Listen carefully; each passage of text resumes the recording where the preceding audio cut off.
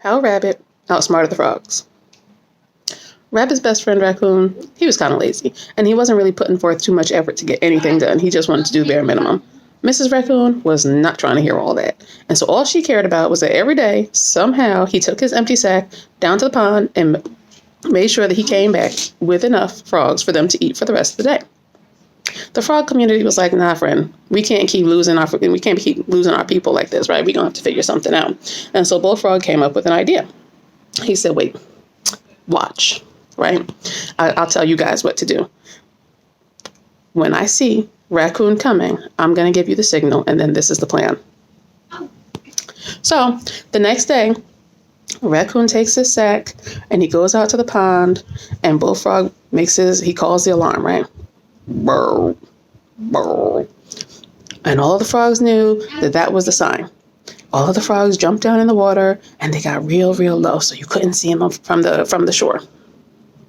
Raccoon got to the shore, and he waited, and he stood there with his sack, and he paced back and forth, but there was just no frogs for him to see.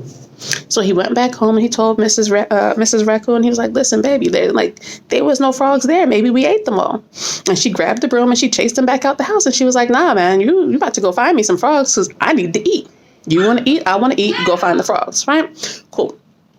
So Raccoon was on his way back to the pond trying to figure out how he was going to catch some frogs that weren't there, and he ran into Rabbit. Rabbit was like, oh, don't worry, friend, I got you.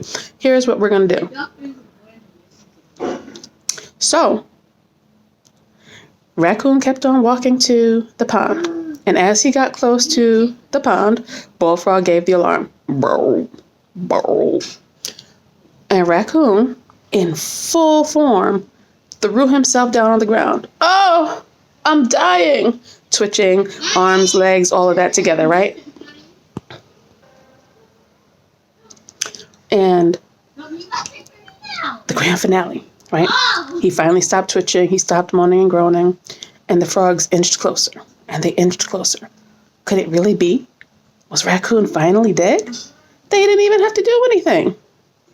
And so they circled around him, and they were peeking, and they hopped on top of him a few times just to make sure he really was dead. And they said, man, he's dead. He's finally dead. And the frogs started to have a celebration. And Rabbit walked up. Oh, man, my best friend is dead. I guess I gotta go find somebody to help me bury him. Don't worry, we'll help you.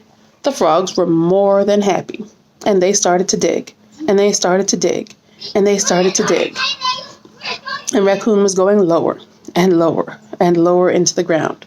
And finally, Bullfrog looked up at Rabbit and said, hey, do you think we're far enough now? And Rabbit said, yeah, I suspect so. I can't see you anymore. And Bullfrog said, great, reach down and help me out. And Rabbit said, nah. But Raccoon, you can get up now. And Raccoon jumped up, and he started grabbing as many frogs as he could and throwing them into his sack, because the frogs were too far down for them to jump back out.